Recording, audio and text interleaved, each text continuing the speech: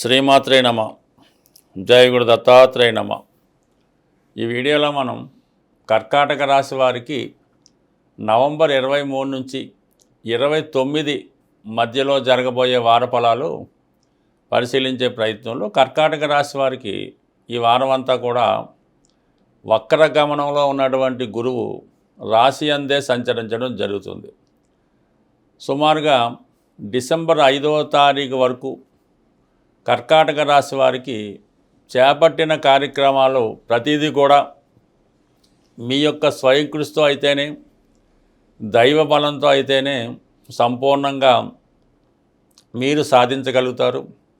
అటు విద్యా సంబంధించిన విషయాలు కానీ, ఆర్థిక సంబంధించిన విషయాలు కానీ కంప్లీట్గా మీ ఆధీనంలో ఉండడం జరుగుతూ ఉంటుంది.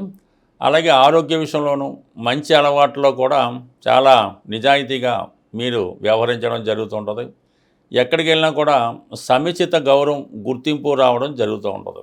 ఎస్పెషల్లీ ఏదైనా రుణ ప్రయత్నాలు లాంటివి ఏమైనా చేస్తుంటే కంప్లీట్గా మీకు ఖచ్చితంగా మనీ అవసరం ఉంది, మనం దీన్ని సాల్వ్ చేసుకోవాలనుకుంటే మాత్రం డిసెంబర్ 5వ తారీఖు లోపల మీరు చేసే రుణ ప్రయత్నాలు చాలా వరకు సక్సెస్గా రావడం జరుగుతూ ఉంటుంది. అయితే సాధారణంగా ఈ కర్కాటక రాశి వారు ఎవరినైనా అప్పు అడగడం కానీ, ధనం అడగడం కానీ, మనసులో మాట చెప్పడానికి చాలా ఎక్కువ బిడియపడుతూ భయపడుతూ ఉంటారు. ఆ భయం వల్ల ఏదో ఒక మధ్యవర్తినో, మిగతా ఫ్రెండ్నో, కుటుంబ సభ్యులను ఆశ్రయించి వారి ద్వారా ధనం కొరకు ప్రయత్నం చేస్తూ ఉంటారు. సో దానివల్ల ఏంటంటే ఇది చాలా వరకు మీకు ఫెయిల్ అవ్వడం జరుగుతూ ఉంటుంది. అందువలన కొద్దిగా ధైర్యంతో మొగమాటం వేడి నిజంగా అవసరం ఉంటే మీరే స్వయంగా ఈ ధనాన్ని ఎదుటి వాళ్ళని అడగడం కానీ, అప్పు అడగడం కానీ, ఏదైనా ఒక బ్యాంకుకో, ఫైనాన్స్ ఇన్స్టిట్యూట్కి వెళ్ళి స్వయంగా మీరే ప్రయత్నం చేస్తే మాత్రం 100% ఈ రుణ ప్రయత్నం ఫలిస్తుంది. ఇతరులను ఆశ్రయించడం వల్ల మీకు ధన నష్టం తప్ప వేరే ఉపయోగం అయితే ఏముండదు. ఇది జాగ్రత్తగా గమనించండి. దాంతో మీకు ఇంకొక రిలీఫ్ కూడా ఈ వారంలో రాబోతుంది. గత కొంతకాలంగా భాగ్యస్థానంలో ఉన్నటువంటి శని భగవానుడు వక్ర గమనం వల్ల అష్టమ భావ ప్రభావం కూడా ఇవ్వడం వల్ల, ఒక విధమైనగా అష్టమ శని ప్రభావం మీ మీద రావడం వల్ల కొన్ని అవమానాలు, కొన్ని అపనిందలు, కొన్ని చికాకులు ఎదుర్కోవడం జరుగుతుంది. సో ఈ వారంతో, ఈ వారం 26వ తారీఖుతో మనకి శని భగవానుడు రుజుమార్గంలోకి రావడం వల్ల పూర్తిగా తను 9వ స్థాన ఫలితాలు ఇవ్వడం జరుగుతూ ఉంటుంది. సో దీనివల్ల 2 ఉపయోగాలు ఉంటాయి. మీరు కొన్ని అవమానాల నుంచి, అపనిందల నుంచి బయటపడుతుంటారు. చిన్న చిన్న బ్లేమ్స్ ఉంటే అవి ఖచ్చితంగా అవతల వారు రిలైజ్ అయ్యి వారిదే తప్పని తెలుసుకోవడం జరుగుతూ ఉంటుంది. దాంతో ఇంకోటి ఏంటంటే వివాహ జీవితంలో సప్తమాధిపతి భాగ్యస్థితి సంపూర్ణంగా ఫలితం ఇవ్వడం వల్ల కంప్లీట్గా మీ జీవిత భాగస్వామికి, అంటే మీ భర్త లేదా మీ యొక్క భార్యకి ఉన్నత విదేశ అవకాశాలు కానీ, ఉన్నత విద్యా అవకాశాలు కానీ, లేదా మంచి ప్రయత్నాలు, ఉద్యోగ ప్రయత్నాలు ఫలించడం కానీ జరిగే అవకాశం ఉంది. సో ఈ మిగతా వ్యవహారాలు పరిశీలించినప్పుడు ఈ వార ప్రారంభంలో 3 ప్రధాన గ్రహాలైనటువంటి రవి, బుధ, కుజగ్రహాలు 5వ స్థానంలో సంచరించడం జరుగుతూ ఉంది. 5వ స్థానంలో ఈ గ్రహాల కలయిక వల్ల ఏంటంటే జాతకుడు చాలా విలువైనటువంటి విషయాన్ని వృధాగా ఖర్చు పెట్టడం, కొంత ప్రేమ వ్యవహారాల్లో డిసప్పాయింట్మెంట్సు, ఆత్మీయులతో కొన్ని విరోధాలు రావడం జరుగుతూ ఉంటుంది. అలాగే ఈ పంచమ స్థానంలో ఏ గ్రహం వచ్చినా కూడా ఉద్యోగ సంబంధించిన విషయాల్లో దాని యొక్క ప్రభావం చూపుతూ ఉంటుంది. అంటే దశమానికి పంచమం, అష్టమం కాబట్టి చాలా వరకు ఉద్యోగంలో అనుకోని మార్పులు కానీ, ట్రాన్స్ఫర్లు కానీ రావడం జరుగుతూ ఉంటుంది. ఏదైనా ఉద్యోగం మారాలని ప్రయత్నం చేసినా 100% మారడం జరుగుతూ ఉంటుంది. ఎస్పెషల్ అలాగే ఏదైనా షేర్ మార్కెట్, స్పెక్యులేషన్ వాటిలో ఇన్వాల్వ్ అవ్వకుండా చాలా వరకు మీరు దాన్ని వాయిదా వేసుకోవడం మంచిది.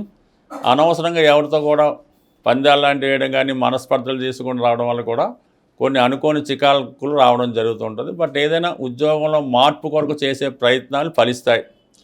దాని తర్వాత ఎక్కువగా ఈ కుజగ్రహం ఈ కర్కాటక రాశి వారికి యోగకారకుడిగా పంచమ స్థాన సంచారం వల్ల ఉద్యోగంలో మారాలనే మీ ఆలోచన కంప్లీట్గా మారుస్తుంది.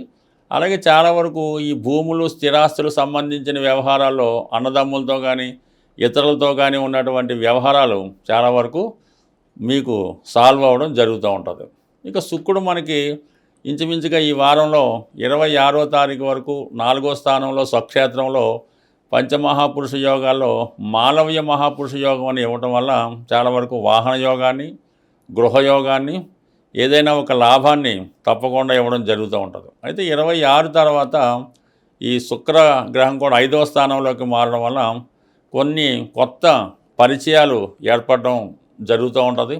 ఎవరైతే ప్రేమ వివాహం కొరకు ఎదురు చూస్తున్నారో వారికి కొంతవరకు మీ మనసులో విషయం వారికి అర్థమై ఈ ప్రేమ వ్యవహారాలు లాంటి సక్సెస్ అవ్వడం కూడా జరుగుతూ ఉంటుంది. కానీ మల్టిపుల్గా చాలా మనస్పర్ధలు రావడం కానీ కన్ఫ్యూజ్గా ఉండడం జరుగుతూ ఉంటుంది.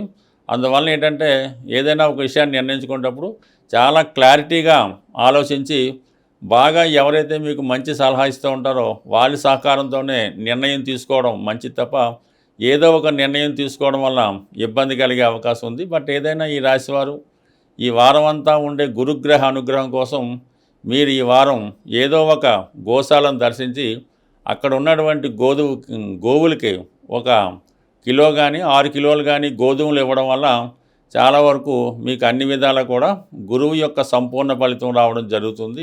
ఏదైనా మనం మార్గశిర మాసంలోకి ప్రవేశించాం, ఎంత గొప్ప ఆర్థికపరమైనటువంటి ఇబ్బందుల్లో ఉన్నవాళ్ళైనా దాని నుంచి బయటపడడానికి ఒక సులభమైనటువంటి మార్గం కేవలం ఈ మార్గశిర మాసంలో ఉండడం జరుగుతూ ఉంటుంది.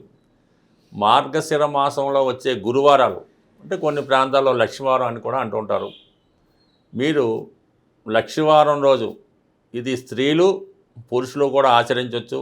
చక్కగా శుచిగా శుభ్రంగా మీరు మీ పూజా మందిరాన్ని కానీ ఒక శుభ్రమైనటువంటి ప్లేస్ని కానీ ఎన్నుకొని శుభ్రంగా ఒక పీటని అందంగా అలంకరించి దాని మీద కొద్దిగా బియ్యం పరిచి దాని మీద ఒక కలశం పెట్టవలసి ఉంటుంది. ఈ కలశం అన్నది స్టీల్దైతే మాత్రం వద్దు. మీరు ఏదైనా మట్టిదన్నా పెట్టుకోండి, ఇత్తడిదన్నా పెట్టుకోండి, వెండిదన్నా పెట్టుకోండి, కానీ స్టీల్ పాత్ర కాకుండా ఒక మంచి పాత్ర అంటే కలశం లాంటిది పెట్టుకొని అందులో శుభ్రమైనటువంటి వాటర్ గంగాజలం లేదంటే మినరల్ వాటర్ పోసి అందులో కొద్దిగా పసుపు వేసి ఒక పగడం, ఒక ముత్యం, ఒక వెండి నాణ్యం, ఒక బంగారు నాణ్యం కానీ వస్తువు కానీ ఉంగరం కానీ ఏదో ఒకటి, అలాగే ఏదో కాపర్ కాయిన్ అంటే మొత్తం 5 రకాలు అందులో వేయవలసి ఉంటుంది. ఇవి 5 కూడా అందులో వేసి అలాగే 5 రకాలు ఫలాన్నిచ్చే ఆకులు అంటే మామిడాకు, సీతాఫలం ఆకు, ఇటువంటివి 5 అందులో కలశంలో వేసి దానిపైన ఒక మంచి కొబ్బరికాయ, మంచి మొదటిది కొబ్బరికాయను కూడా బాగా అలంకరించి కొబ్బరికాయ పెట్టి అది అమ్మవారి రూపంగా మీరు దాన్ని అనుకొని లక్ష్మీ స్తోత్రాన్ని అంటే లక్ష్మీ అష్టోత్తరం అంటే విష్ణు సహస్రనామంతో కలిసి ఉంటుంది. ఆ లక్ష్మీ స్తోత్రాన్ని చదవడం వల్ల వీలైతే 3 సార్లు భక్తి శ్రద్ధలతో చదివి అమ్మవారికి పాయసం నైవేద్యం పెట్టవలసి ఉంటుంది. అంత ఓపిక లేనివారు చక్కగా ఒక ఎండి గ్లాసులో పాల్లో ఒక పంచదార కానీ బెల్లం మొక్క కానీ ఒక ఏలక్కాయ వేసి అది నైవేద్యంగా పెట్టి భక్తి శ్రద్ధలతో ఈ లక్ష్మీ అష్టోత్తర పారాయణ చేయవలసి ఉంటుంది. అయితే ఏంటంటే ఒక కండిషన్ ఏంటంటే మీరు లక్ష్మీ స్తోత్రాన్ని ఎన్నిసార్లు చదివినా విష్ణు సహస్రనామం చదవందే అమ్మవారి కటాక్షం అయితే ఉండదు. కొద్దిగా మీరు శ్రమ అనుకోకుండా భక్తి శ్రద్ధలతో ఈ 2 చదవడం వల్ల ఈ మార్గశిర మాసంలో వచ్చే గురువారాలు చేయడం వల్ల ఇప్పటి వరకు ఈ ప్రయోగం అంటే ఈ పూజ చేసి మేము ఫలితం పొందలేదు అన్నవాడు నాకు ఇప్పటిదాకా కనబడలేదు.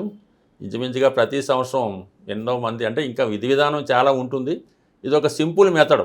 దీన్ని విధి విధానంగా ఆచరించడం వల్ల కంపల్సరీగా మీకు ఉన్నటువంటి ఆర్థిక పరమైనటువంటి సమస్యలు తగ్గితే చాలా శుచిగా ఉండవలసి ఉంటుంది అన్నమాట. ఇప్పుడు అమ్మవారికి ఎస్పెషల్లీ లక్ష్మీ అమ్మవారికి చాలా శుచిగా ఉండాలి. ఎటువంటి మైల అంటూ అటువంటి తగలకూడదు. దాని పక్కన చుట్టూ చెత్త చెదారం వేయకుండా పర్టికులర్గా కుదిరితేనే మీ ఇంట్లో ఈ ప్రయోగం అన్నది చేయవలసి ఉంటుంది. కొన్ని ఇళ్లలో కుదరకపోవచ్చు. అటువంటి వాళ్ళు ఏదైనా ఒక నిశ్చలమైనటువంటి ప్రదేశంలో ఏ గోశాలలోనో అలా చేసుకోవాలి తప్ప ఈ క్లమ్జీగా గత్తరగా ఉన్నటువంటి ఇళ్లలో చేయడం వల్ల అదృష్టానికి బదులు మరేదో వచ్చే అవకాశం ఉంది. కాబట్టి జాగ్రత్తగా చేసుకోండి. ఇవన్నీ చేయలేని వారు ఈ మార్గశిర మాసం అంతా కూడా విష్ణు దేవాలయాన్ని సందర్శించడం వల్ల చాలా వరకు మీరు అనుకున్నది 100% జరిగే అవకాశం ఉంది. స్వస్తి.